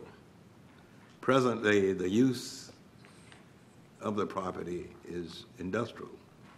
Is that a fact? Half of the property is currently within M1. I'm saying, yes. Correct. Yes, but there is no residential building. On this property, no. On the other. On the other half, there is not a residential structure, no. So it has to be either residential or industrial. That's what the request is for. Right. Yes. Right. And, well, it kind of puts you into a rough and tough position. It's just something to think about, and I've given it a lot of thought. Thank you for the information. Continue to think. Okay, Member Noel Cope. Well, I'm sorry, Vice Chairman Shavir. Sorry. So see if I have this right. At the present zoning, I'm looking at paragraph 7 on page 31 of 87. And I'm coming down here to what we're just discussing. It says here, the latter part of that paragraph, so the western portion of the property with the RR zoning district does not appear to meet the minimum standard for lot width based on the information from the Brevard County property appraisers, and may need relief through the variance or other means to allow the RR zone portion to be developed. Is that? That's correct. And so go ahead. So, after whatever we vote, they still have to go to a variance to achieve what they want to achieve? No, sir. What I was getting at in that, with that statement was that that portion of that property that's currently zoned RR appears to be about 100 feet wide, just that portion that's zoned residential. That zoning district requires a lot to be a minimum of 125 feet wide to be considered buildable. So because they don't meet the 125 feet of width, they couldn't come in and request a building permit without getting some sort of relief through a variance or some other means in order to build on that residentially zoned portion of that property. That's what that statement was getting at. The industrial portion does meet the minimum size requirements for the M1 zoning district, but the residential portion does not appear to meet those minimum requirements as established by the zoning code. So could they, in fact, have unity of type? Could they change that? It is. It's under. It's all one parcel. Correct. Yeah. Okay. It just so happens it has two land use and zoning designations on it. Okay. This is really hard because I'd like to see the property improved, and that would make a very big difference to the residents around it. But on the other hand,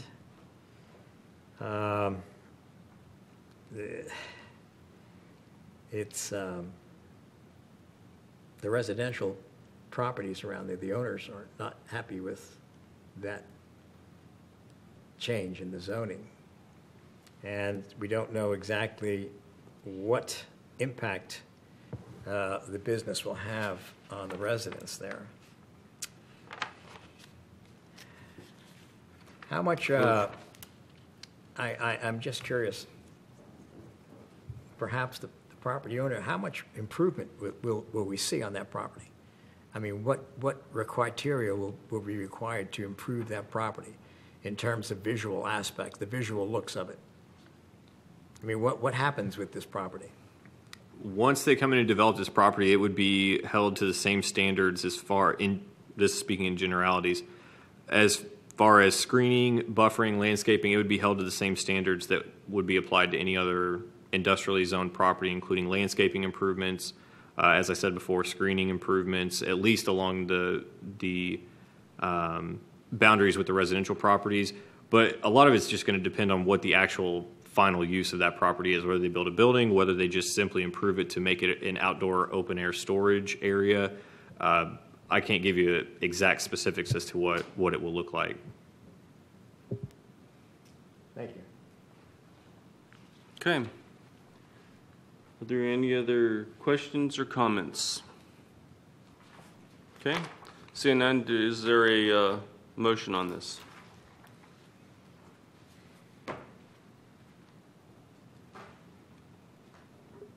My comment is what I made before, which is I think we have to rezone it one way or the other so he can make use of the land that he owns.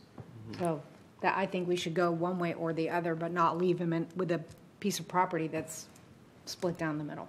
Right. My thought was it's been currently used as storage. It's been used for years as more of an industrial use. I believe that I want to protect the residents. On the other hand, I'm looking at the history of this property.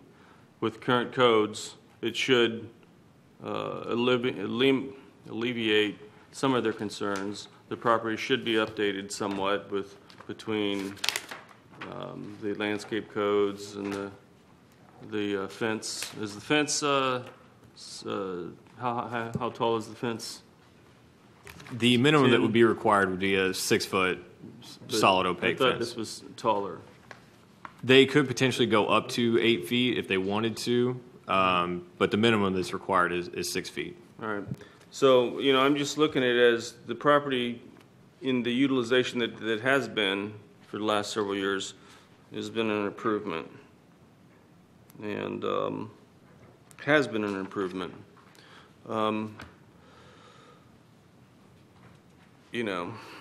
it's one of those things where normally I would always insist on transitional zoning. But because of this, I tend to think that it should go to M1. And even if it didn't, they could still use it, So with that, we need a motion on this item. Dr. Faison. Mr. Chairman, I would offer a motion to approve the request as submitted. Okay. Is there a second? Second. Okay. Can we take a vote on this, please? Dr. Faison? Yes. Vice Chairman Shavir? I'd just like to make a comment to those folks that are backed up to this property. We run into this all the time when we have this conflict between residential and industrial. And it's really a shame that we have allowed this type of zoning to overlap one onto the other and have it neglected over the years. But I do think that when you come up, when we vote for this, okay, to change it to industrial, that the folks at surrounding properties will have the opportunity, okay, to insist on certain criteria for the development of the property to actually make it better, a lot better than what it is. Otherwise, nothing is going to change. This property is backed up to industrial property. It's part of and parcel of what you see here on the map. And actually, your division here is Buffalo Road. That separates the industrial from the residential, except for this one piece of property here. So with that, to have unity of, because the way it is now,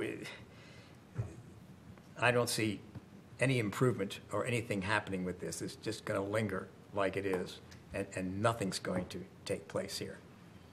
So I'll have to vote for this, but like I said, I think you folks do have a chance to perhaps insist on other criteria to enforce it, make it better. So yes. Member Noel Copeland? Yes. Chairman Williams? Yes. Motion passes. Dr.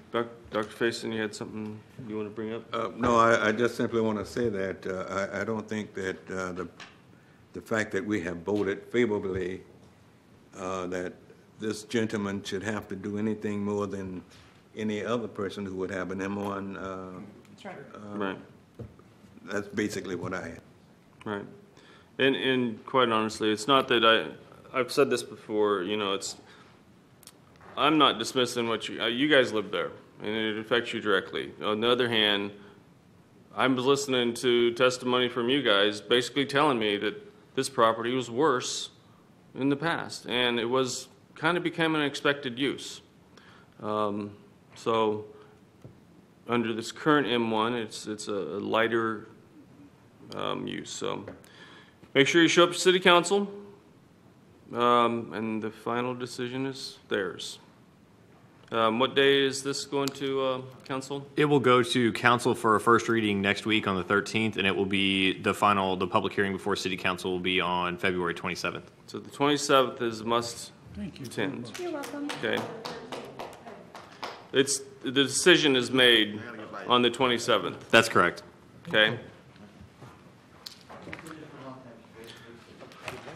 Here's would you like this back? Mike, do you want that? I'm sorry. Here you go. You don't have to print it again,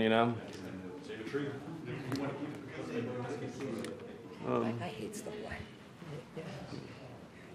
Yeah, I know. Okay, next item. Item 9C starts on page 42 in your packet. This is Comprehensive Plan Amendment number 2-2017, and it has an accompanying a zoning code text amendment as well. CPA 2-2017 proposes to amend policy 1.21.1 of the future land use element by changing the maximum residential density from 20 dwelling units per acre to 30 dwelling units per acre within the downtown sub-district of the downtown mixed-use land use designation. The proposed amendment is consistent with the description of the downtown subdistrict as consisting of higher density mixed-use buildings. This policy will also implement a recommended land development regulation amendment of the City of Titusville's Economic Development Strategic Plan, which City Council adopted January 24, 2017. Essentially, what this is doing is increasing the maximum allowable density within the downtown subdistrict of downtown. That area is generally defined as the area south of Garden, north of South Street, of course, east of the railroad tracks, and then all the way out to the Indian River. The purpose of that is to allow a little bit higher density to accommodate a project that we have coming in, and as staff, we felt that it was appropriate to allow that kind of maximum density in this area. This has been sent to the state, the Department of Economic Opportunity. They did not provide any objections to this, and so that is why we're moving it forward to you all and to City Council for final adoption. I'll be happy to try to answer any questions that you have. Okay, let's open this to the public. Well, hold on. Ms. Noel Copeland, did you have something? Is this the same change that was already brought for the bank building and above? So it's that's just correct. it's making the same rule for the whole area, not just for that building? Yeah. Because we already heard this a couple months or Correct. or And so the ago. reason why is the way that the city conducts its comprehensive plan amendments is the state requires us as part of the comprehensive planning rules to have a transmittal hearing in order to authorize us as staff to send these amendments to the state for their review. Once their review is done, we bring them back before you and City Council for final approval. So that's why basically... So that's what we did before? Correct. We approved it for you to send it to the state. Exactly. And now you're asking if we still approve This it. exactly, if you're still okay with it. Okay. So that's Just want that's to what make we're sure doing. I understood. Thank you. There's a transmittal and then the adoption of Correct. any given item. But it's basically the same item. It's exactly the same. Yes. Okay, thank you. Okay, so we'll open this to the public. Do we have any cards on this? No, sir. Okay, we'll close it to the public, bring it back to the board. I'm pretty positive, but I can't remember that I voted no originally for this. I believe it was unanimous to Was do it? it. I believe. I'm just 30. It's the middle. I'm just remembering. I've always been against 30 density credits, 30 density unit credits per acre. But on the other hand, so give me the sub-district again. So the downtown subdistrict is generally the area south of Garden Street, Okay. north of South Street, 405. Okay. Okay. And then That's good. right. And just to remind you, the woman that spoke was representing the company that purchased the bank building. No, and they wanted to for develop. Red, what was it? The software. Red Canyon. Right, and they want to develop the upstairs for yeah, residential. yeah. So that's who Right. spoke on Okay, this last time. Yes. Right. I just, yeah. That's okay. I'm good. Okay. So we've opened it to the public. We've closed it to the public. Is there a motion on this item? I move that we approve this request. Okay. Is there a second? Second. Okay. Got 2 seconds. Can I get a vote on this? Vice Chairman Shavir, Yes. Dr. Faison, Yes. Member Noel Copeland, Yes. Chairman Williams. Yes. Okay. Okay. Next item starts on page 70 of your packet. This is comprehensive plan amendment number 1-2017 relating to conservation land use. So again, this one you all have seen before.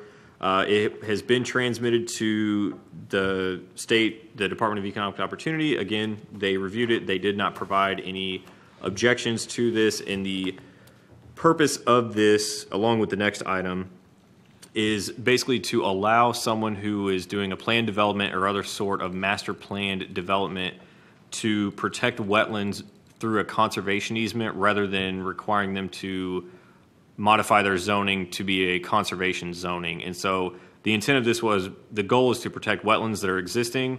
We feel that if someone wants to put them in a conservation easement, that does the same as putting them in a conservation land use. At the end of the day, the goal is accomplished, and this just offers another tool to a developer to be able to make a project work.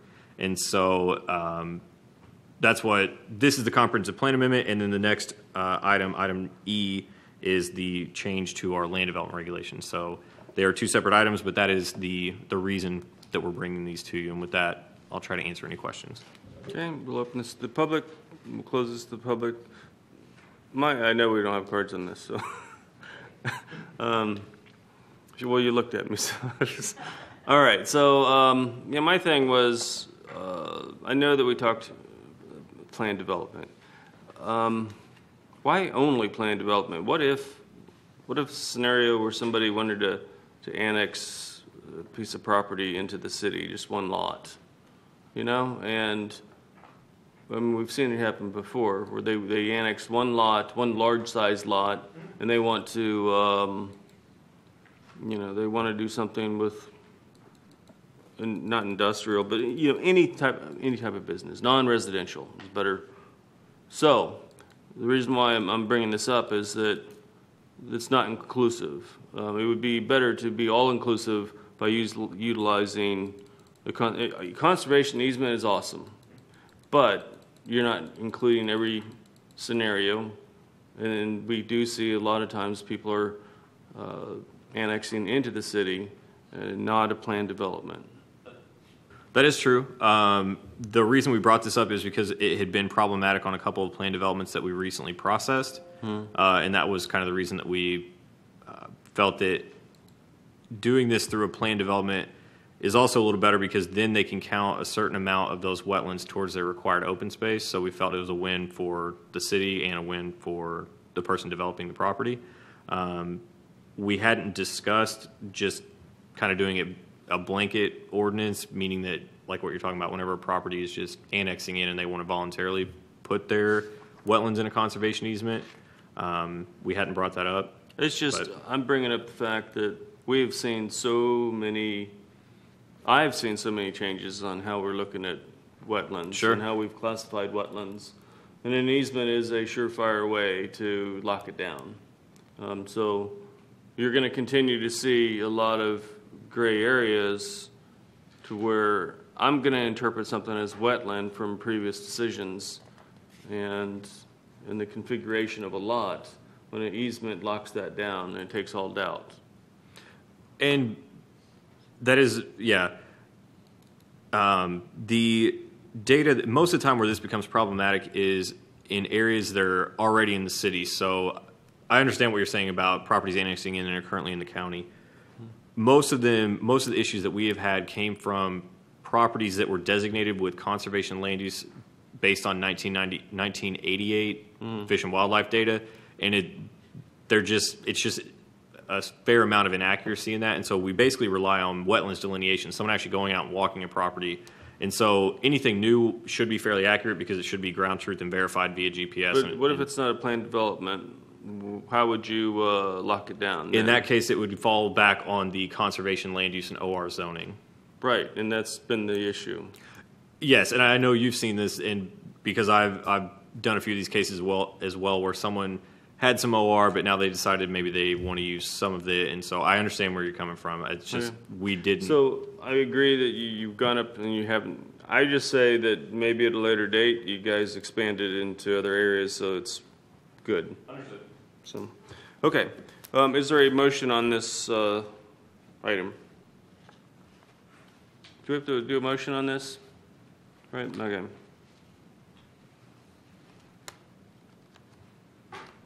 Yep, my speaker is on.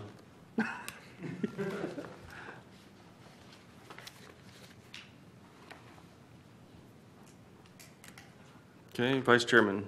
Mr. Chair, I make a motion to approve the Comprehensive Plan Amendment 1-2017 relating to conservation land uses. Okay, is there a second? Second. Okay. Can we take roll call on this? Vote. Member Noel Copeland? Yes. Vice Chairman Shavir? Yes. Dr. Faison? Yes. Chairman Williams? Yes. Okay. Okay, so item 9E starts on page 74 of your packet. Again, this is essentially tied to that comprehensive plan amendment that we just did. You'll see a lot of the same language in there that it applies to the conservation easements may be used in lieu of the conservation land use and OR zoning for plan developments or any other master plan development. And so unless you have any more questions, I'm not going to say anything else. Okay, I don't. Well, hold on. That was just your updates, right? Which page are you referring to? Hold on. I'm sorry. I missed it. I'm sorry. That's just, the ordinance. Okay. All right, so let's open this to the public and then close this to public. Member Noel Copeland. So what's the difference? The item we just heard amends the language in the comprehensive plan. The language in this ordinance, the one in item 9E, actually amends the land development regulations. So they're two separate documents. But just to make them match? Exactly. Okay. It just so happened that very similar language was placed in both, and so we have to modify both to make them consistent. All right, thank you. Okay. So do we have a motion on this item? I make a motion to approve this. Okay. Is there a second? Second.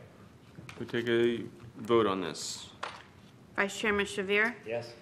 Member Noel Copeland? Yes. Dr. Faison? Yes. Chairman Williams? Yes. Okay.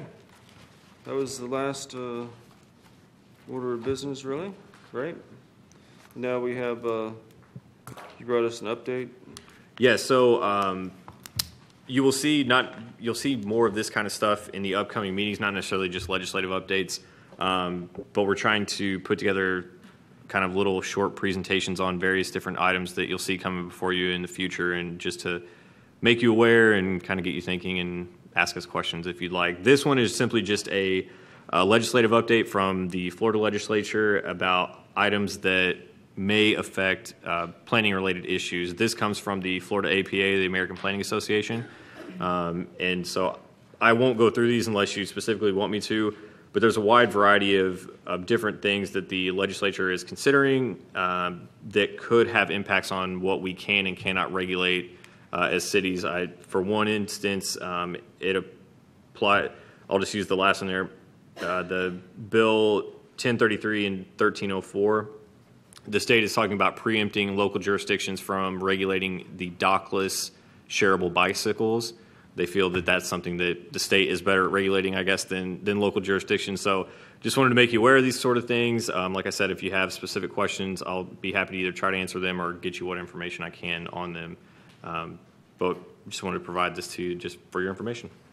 Okay, Member Noel Copeland. I just had a question on the one right before that about the community redevelopment agencies. Mm-hmm. It says they may be required to submit budgets to the county and other submittal requirements. Is that not required now? I asked about that with our redevelopment planner who does the planning for this area. We do that now. I think this just clarifies and maybe kind of modifies some of those requirements over what's already required. So, but yes, we do send those out anyways right now. Okay. I was looking at this as locking down CRAs, but also I wanted to get this right. Maybe I misread it, that there was going to be an expiration date. Is it the expiration date of all CRAs by 2038? That's my understanding. However, it does have a provision in there that a vote by the governing board of the entity that created the CRA may be able to extend that.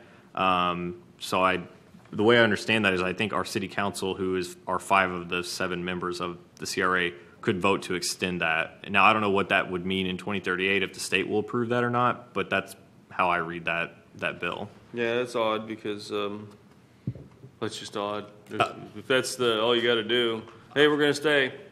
Yeah, I found that interesting as well, but that's how. I got a question. Okay.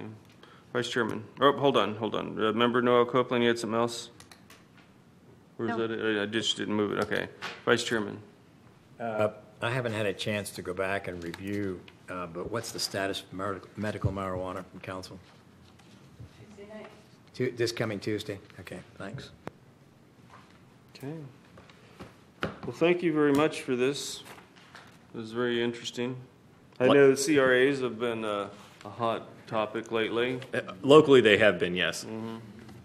So, all right. Is there anything else you'd like to report? No. Okay, let's go down the list. Member Hare. Yes. Speaker. Microphone, I mean.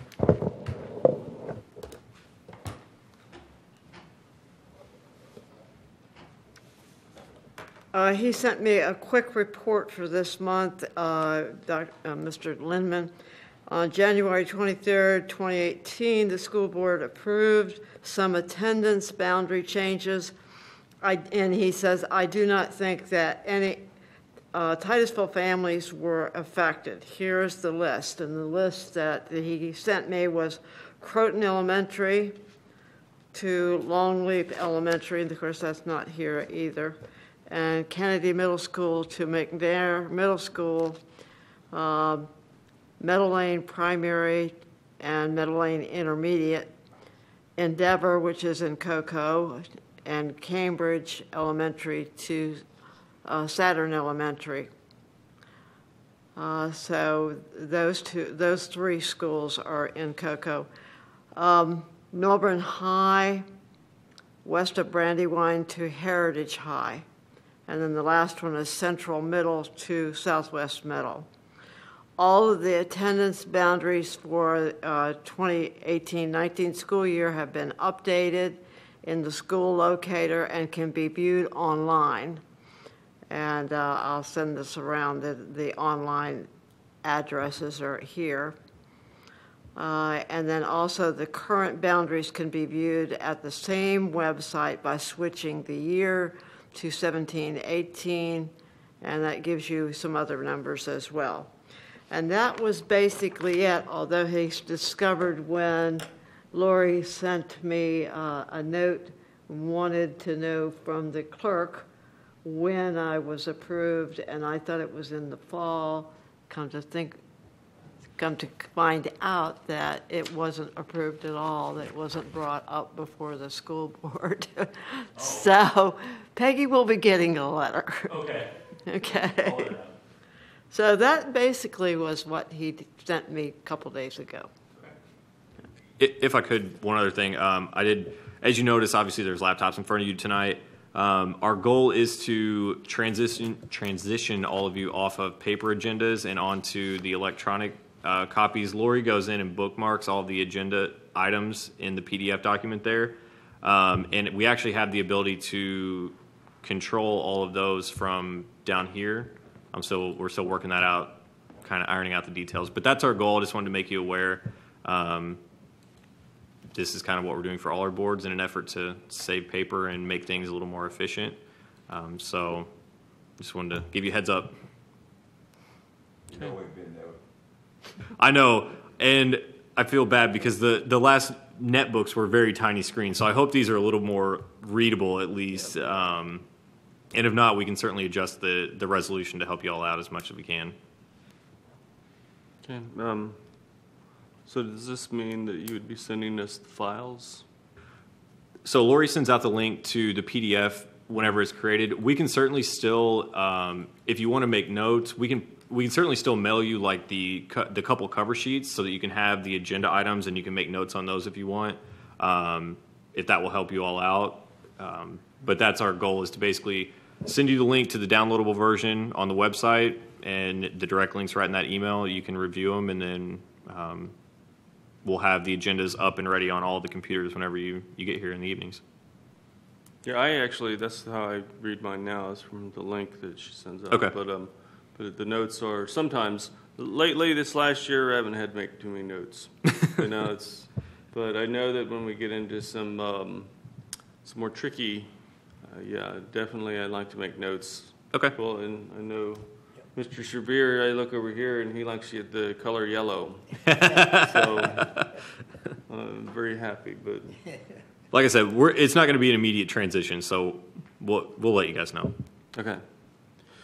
All right. Member Noel Copeland. Nothing to report. Dr. Faison. Yes. Was this the week before last? I believe it was at. I appeared before the school board along with Mr. Art Edwards, reference Colonel Whalen, I believe his name is, out of the astronaut. The ROTC group, as you recall, the storms that hit us, and they did damage. I serve as president of the Board of Trustees for Oak Ridge Cemetery, which is a nonprofit group that works with the community for burial spaces. And they did a dynamite job. And I just want to, I know we have a TV audience, and I want to let them know that the ROTC group under Colonel Whalen, I believe that's the name, Whalen, did a dynamite job in terms of the Oak Ridge Cemetery, and right next door is the Davis, which is a for-profit group, and they also cleaned up there. But the two storms kind of wiped out our treasury, and these guys came in and did a real job for us. We appreciate that, and we made recognition of this and presented a certificate or whatever it was to recognize their service before the school board. That's basically it. Thank you. If you guys got some money you'd like to donate, And it switches into a pitch. All right, thank you. Vice Chairman Shavir. No report. And I have nothing to report, so we adjourn. Thank you.